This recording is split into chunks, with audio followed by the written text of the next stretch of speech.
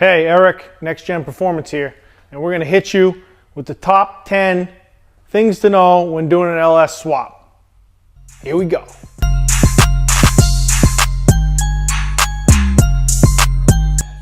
Number one, first thing is you need a car to swap. And we got some examples here. You got a C10, 67 C10, 65 Fastback, 64 Corvette, 70 Nova, and the price of your swap is going to be based on probably the car that you pick. GM stuff is going to be a lot easier to do, and there's going to be a lot more parts available. But if you want to do something exotic like a Porsche or a RX-7 or an import, then things are going to be more expensive. So you got to keep that in mind. Number two, you got to come up with a budget, a realistic budget of what you got for money to spend, what your goal is going to be. More horsepower, more money. Newer crate motors like this thing, more money. Junkyard stuff like this, less money. So you need to have a budget in mind and a horsepower goal in mind so that you can complete the project. Number three, you need an LS to swap.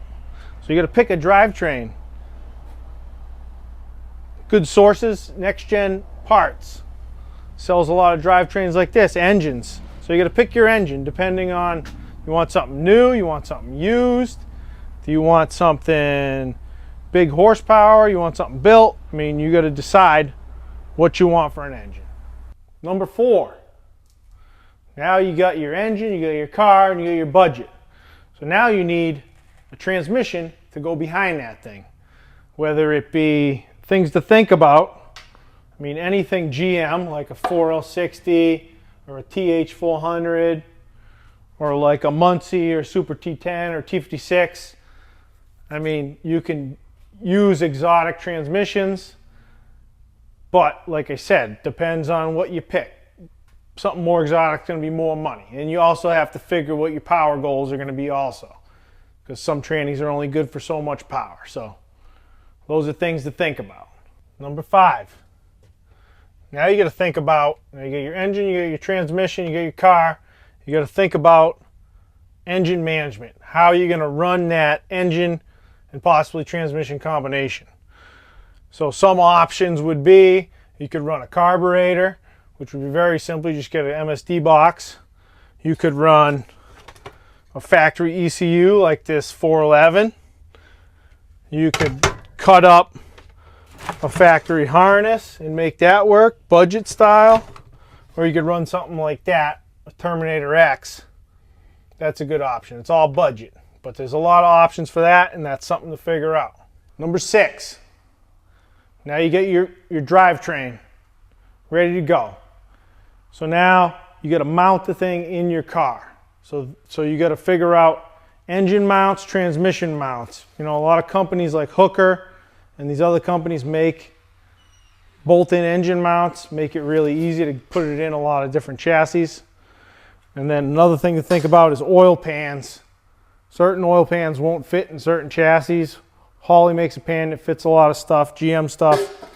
But the more exotic your car you pick, the more expensive it is going to be to swap to mount it in there. You might have to make motor mounts, make pans, modify things. So, something to think about. Number seven is going to be accessory drive.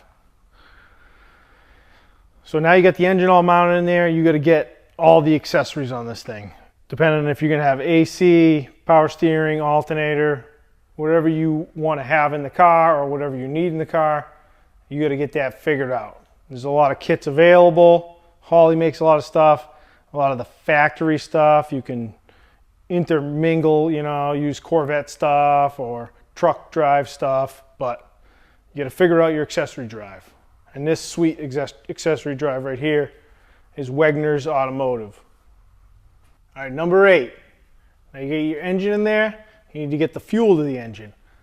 And a lot of these cars that you're swapping are older cars that would have been carbureted. So now you have to put a fuel injection type fuel pump in the system, with fuel injection line and whatnot. So you got to figure that out. In some cases, this Holley drop-in fuel pump system with some high pressure line to the front works great, and that's a cheap alternative. But if you're going to make a lot of horsepower, you got to move up into something bigger like this. This is a Rick's stainless tank with twin Hellcat pumps in it, and it's good for over 1,000 horsepower. Number 9. So now you get your fuel system all plumbed up. Now you got to think about getting the exhaust out of the engine. So you get a lot of options on that. You can get headers like this, hooker stuff, which if you buy hooker mounts and cross members, then the hooker headers fit great. So that's a good option. But there's also cast iron manifolds. You can use factory manifolds. You can do a lot of stuff. And then, you know, you get the exhaust out. This is a nice X pipe, nice mufflers, cutouts, whatever. You got to get the exhaust out the back. So that's the next step. Number 10. Now you get your swap all ready to go, all wired up, fuel system all done, exhaust all in there. Now you got to put the power from the transmission to the rear end. Bam. So you're either going to have to get a custom drive shaft made, most likely. Sometimes they fit depending on how you set it all up, but you got to put the power from the transmission to the rear end somehow with drive shaft. So that's something to think about. Now you got your swap all done. Bonus tip, enjoy.